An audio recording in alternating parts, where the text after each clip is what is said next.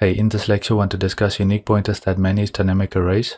I will start off with a recap on stack allocated and heap allocated arrays.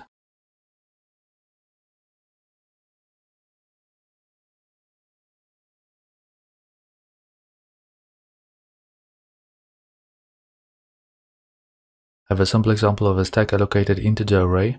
I use braces when I do list initialization to initialize the elements within the array, and then we can do a for loop to iterate through those elements.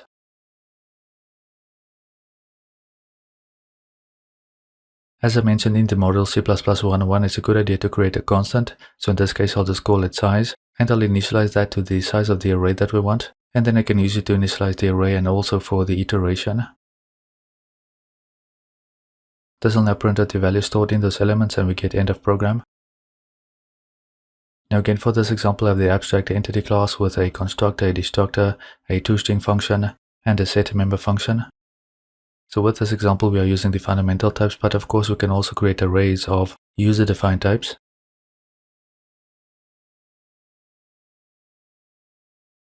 Instead of instantiating these entities as variables up here somewhere and then passing them into this array, I'm going to construct them right here within the list initialization. And for the constructors I'll use parentheses instead of the brace initialization because in upcoming examples we'll be using a lot of these braces and so it can get a bit confusing.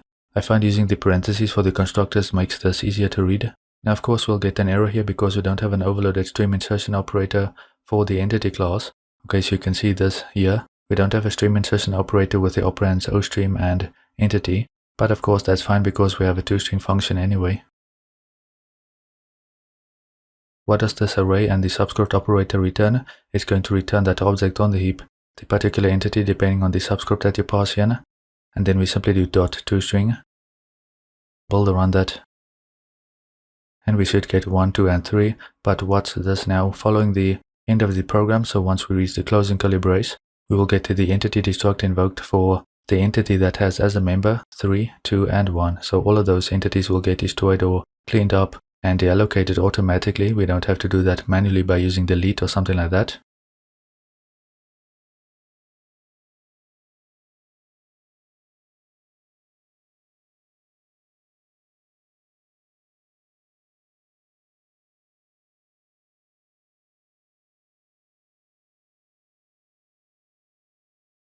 And next, of course, this is an example of a heap allocated array.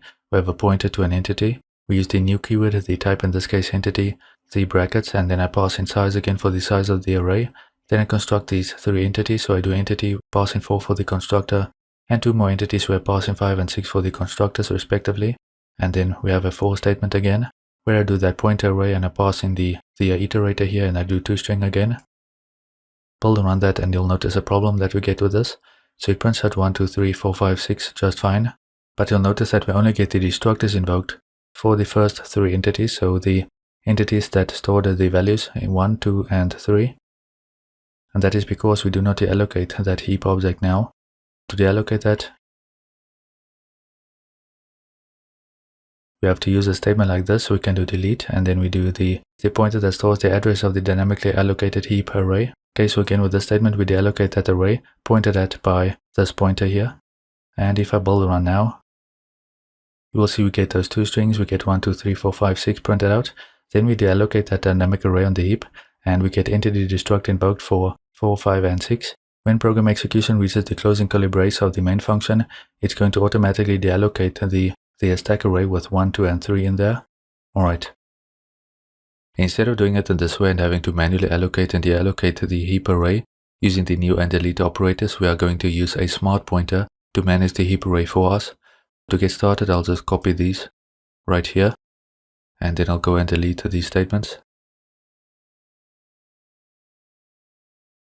Here we have to think for a second, what do we want this unique pointer to manage? We want it to manage an array. So we do an entity array right here.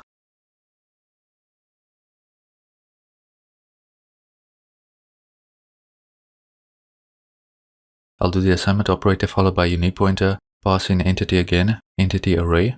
And of course the statement is going to construct unique pointer entity array. We are not going to use the copy constructor here, so this will work fine. Then we can actually initialize the array within the parentheses. The statement will get a bit long, So this is how we allocate the actual array on the heap. We do the new operator, we specify the type, so entity, and we pass in the size, so we want a size of 3, and then I construct these 3 entities, and I'll pass in 1, 2, and 3 for each one of those for the constructor. This statement can get a bit busy, it can get a bit confusing, there's a lot going on here. We have to do new entity, we pass in the size of the array that we want to allocate on the heap, and then we do the list initialization and actually initialize the array with those elements that we want it to have.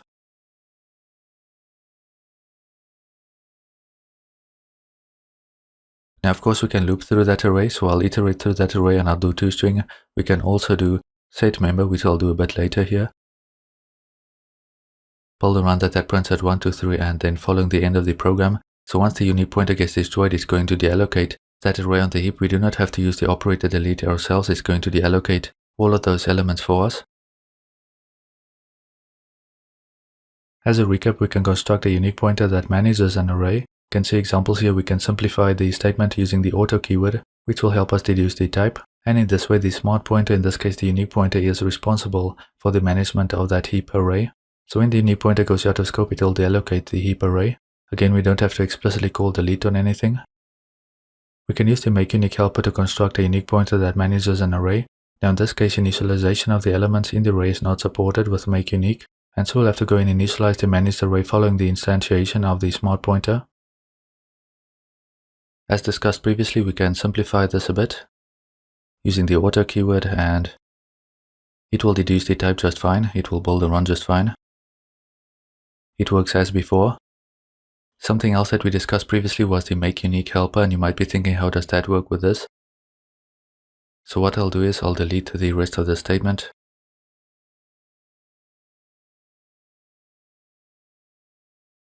This makeUnique is going to create a unique pointer that manages an array of entities of this particular size. So within the parentheses, we specify the size of the array. We do not specify it here.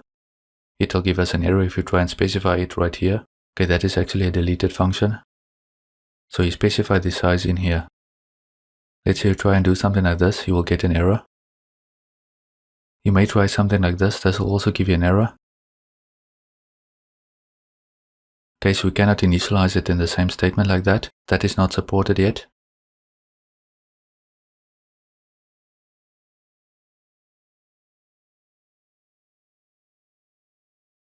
So what I'll do is I'll loop through the array, I'll use the setMember function. Again, in the entity we have a public setMember function. And I'll just pass in I. And then I'll just go and print those out again using the toString member function. Build and run that, and we should get 0, 1, and 2 now, as you can see. And again, that unique pointer manages the heap array, so it will deallocate that heap array once it gets destroyed. Okay, a recap and a couple of notes to wrap up this lecture. Back in main, remember we have the statement right here where we use makeUnique. So we will construct or instantiate this unique pointer entity array, which will manage an array of entities. Now those entities will be constructed using the default constructor. So in this case, I pass in a default argument of 0 to this particular constructor, and so by default the members will all be initialized to 0, and then I go and print those out. Build and run that to see that works. You see all of those members get initialized to 0. And of course, if I change that to something like 5, that is the default argument of the constructor, and I build and run that, then of course those will all be 5 now. So again, the unique pointer now manages an array of entities on the heap, and those entities of course will get constructed using the constructor, the default or the noargs constructor. Okay, let's make some simple changes. So I remove the makeUnique here. Again, instead of using makeUnique, I'll use new entity like this, and I can pass in the size. So the size of the array, or in other words, how many elements we want that array on the heap to have. The entity array on the heap will store 3 elements, 3 entities in this particular example. So if I just build and run now, you'll notice it prints out 555, but it does not print out the destructors. And if I click here, Ctrl-K, Ctrl-I, you will see we don't have the type that we need to have a pointer to an entity. So how can we change that? So if you're not using makeUnique, you do it in this way, then you may want to be explicit with the type of your unique pointer. And if you do Ctrl-K, Ctrl-I, the type will now be correct. And I can build and run, it will use the default constructors for those entities, and It will also deallocate these entities. As we can see, we get the entity destruct invoked here.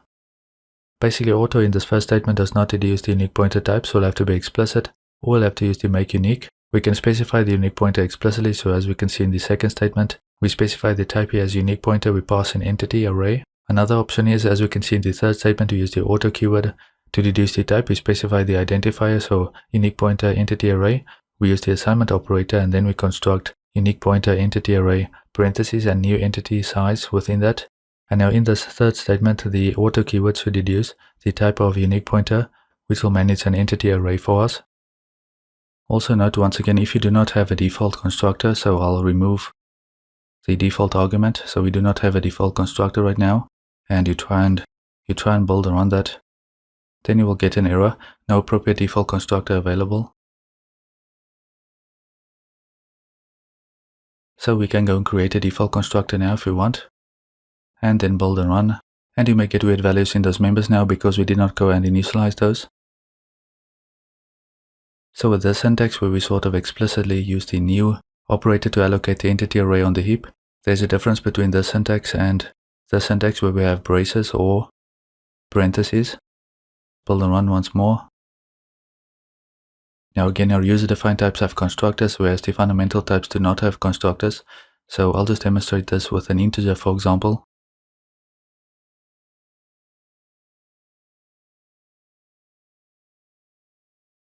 Now this unique pointer will manage an integer array on the heap, and we can use the list initialization.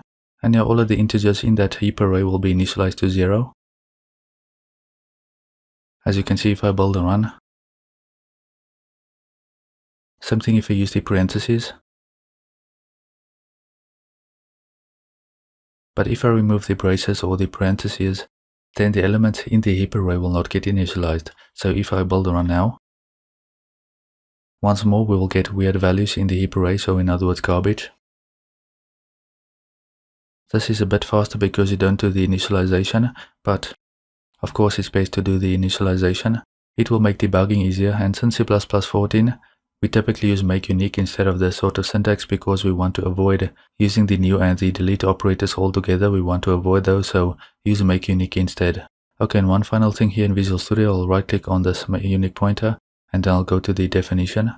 Now you'll notice we have a specialization, so we have a specialization for the array. Okay, we have this one definition. And of course, if you scroll up, you have this unique pointer definition right here for the scalar.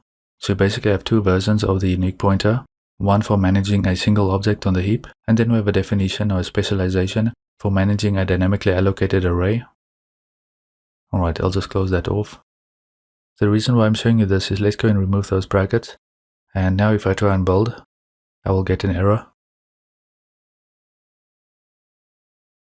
If I hover over here, you will see no operator matches those operands. And that is because if I right click on here again and go to the definition, you'll see basically uses the definition for the scalar and not for the array.